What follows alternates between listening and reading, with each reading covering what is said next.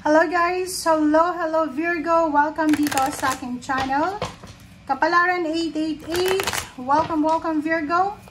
Alamin natin kung anong messages, vibration, gabay energy para sa lahat. At ay general reading, so pwede kang makaresonate Virgo.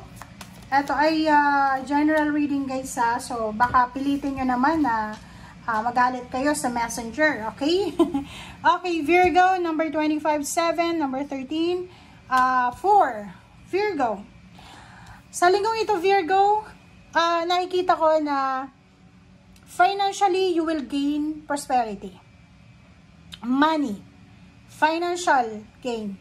So, nakikita ko, lalaki ka man or babae, may pagkakataon dito na makamit mo yung financial wishes mo. Financially, nakikita ko na kung naghahanap ka ng employer, ng boss, ng company na mataas magpasweldo, maganda yung benefits. Nakikita natin dito na this week pwedeng makahanap ka ng financial new beginnings. Okay? Doon din sa mga Virgo na iba, pwedeng may salary increase, higher position, pwedeng may mag-recommend sa'yo sa isang company, pwedeng first week mo to sa trabaho mo, may interview ka, may exam ka, or pwedeng may mga tao na makaka-recognize ng trabaho mo or magandang ginagawa mo sa buhay. Okay?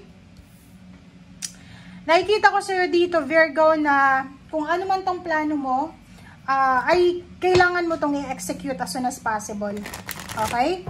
Nakikita natin dito na may mga Virgo na ang focus nila sa ngayon is yumaman talaga. Ang focus nila ngayon is anong tawag dyan? Yung makamit nila, yung dreams nila financially. Okay? Intuition. Makinig ka Virgo sa sinasabi ng iyong intuition. Dahil hindi ka ipapahamak ng iyong intuition. So, usaping pera, diskarte, sinasabi ng baraha, makinig ka sa intuition mo. Huwag mong kontrolin ang mga bagay-bagay na nangyayari sa buhay mo, mapa-emosyon man yan, or pera. Yung parang halimbawa, may mga delays, may mga setbacks, may obstacles, yung parang gagawa tayo ng paraan para matuloy kahit hindi na natin kontrolado. So, wag mo yung gagawin. Okay, let go. Learn to let go. If it's not yours, hindi talaga yung para sa'yo. Pag para sa'yo, kahit mawala yan, babalik at babalik yan sa'yo.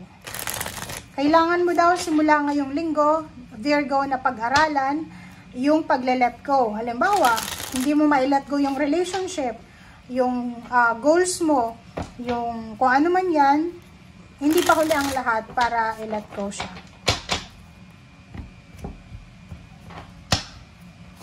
Okay, I hope na pantay.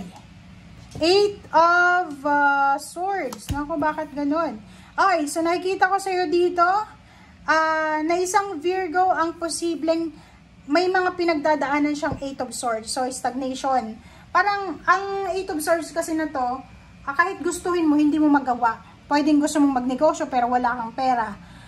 Kahit, like for example, gusto mong magtrabaho sa ibang bansa, hindi mo magawa kasi may obligasyon ka, parang ganun. So, at last, okay, sinasabi ng baraha sa'yo, na this week, eto na yung starting over, simula na to ng pagwawakas, pagtatapos ng mga stagnation, restriction sa buhay mo. Kasi nandito na yung pag-asa, nandito yung star, sinasabi ng the star card na yan, na lahat ng mga wini-wish mo, lahat ng mga kumukontrol sa'yo, or obstacles, distractions, ay mawawala siya. Okay?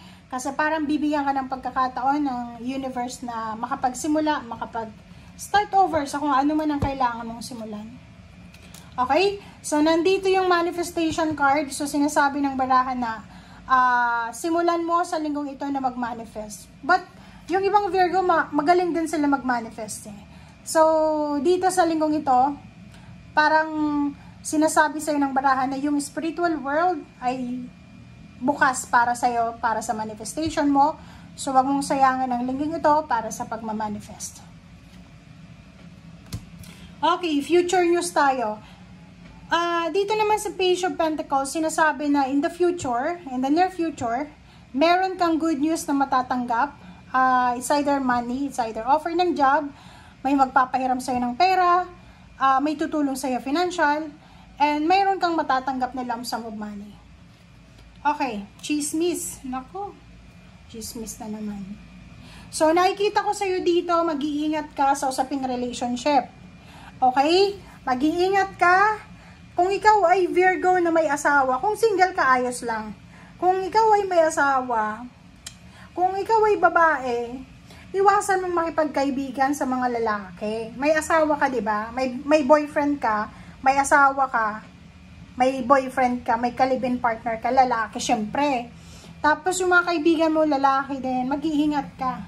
Kasi pwede kang magkaroon ng skandal na pwedeng sirain ka ng chismis. Pwedeng may magsabi na ikaw ay may karelasyon na iba. Kahit sabihin mong kaibigan mo yon. Okay? So mag-iingat ka. Okay, 9 of Swords and 7 of Cups. So, sinasabi sir dito ng baraha, doon sa mga single to na Virgo, medyo confused siya sa usaping relationship. Parang dami niyang choices. Lalo kung halimbawa, nasa long distance relationship ka, parang feeling mo, kini-question mo yung pagkatao ng relationship mo siguro. Or ikaw, nasa malayo ka, yung partner mo, kini-question niya yung pagkatao mo. Kasi napapaligiran siya ng temptation. Ang 7 of Cups na to, tapos kasabay niya nung 9 of Swords, relationship temptation to. So, mag-iingat ka. Kasi hindi lahat ng nagpaparamdam sa'yo, siseryosohin ka. Lalo kung kasal ka na, kinasal ka sa Pilipinas, walang divorce. Pwedeng annulment pero pera yung kailangan mo. So, kung ayaw mo na sa asawa mo, sa partner mo, sa live-in partner mo, sabihin mo. Okay? Kasi dito, pwede kang magkasala. Pwede ka. Kasi Virgo, sinasabi ng 9 of Swords dito na parang medyo burden ka, naghahanap ka ng, like yung asawa mo ngayon, walang trabaho, unemployed, may sakit pa, parang gano'n, may problema pa. So, parang kine-question mo yung pagkatao niya. Kung ikaw ay resonated. Pero kung wala ka namang asawa, single ka, single mom ka, wala kang connection sa ex mo, lahat ng choices na to, lahat ng i-offer sa'yo ng universe na love life, gawin mo. Kasi, or kunin mo. Kasi itong 7 of Cups, minsan, temptation yan siya. Minsan, ano siya, tawag dito? Pagulo. Okay?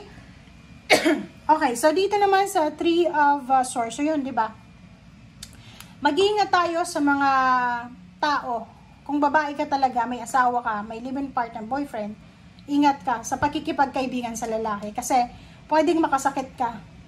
Pwedeng makasakit ka, or pwedeng pagsisihan mo to sa bandang huli. Okay? So, yan guys, ang sinasabi ng baraha sa ilalim mo dito, mag-focus ka daw sa trabaho, mag-focus ka sa financial, huwag kang masyadong mag-focus sa emotional kasi wala yung may bibigay sa'yo na maganda lalo kung may asawa ka. Kung single ka, ayos lang, go nang go. Kung ano yung dumating sa yung relationship, tanggapin mo yon. Or mamili ka, may choice ka naman dito. Basta yung lesson dito, if you're married, if you're in a relationship, intimate, if you're a committed relationship, if you're in committed relationship, mag-iingat tayo. Okay? Thank you guys. Bye!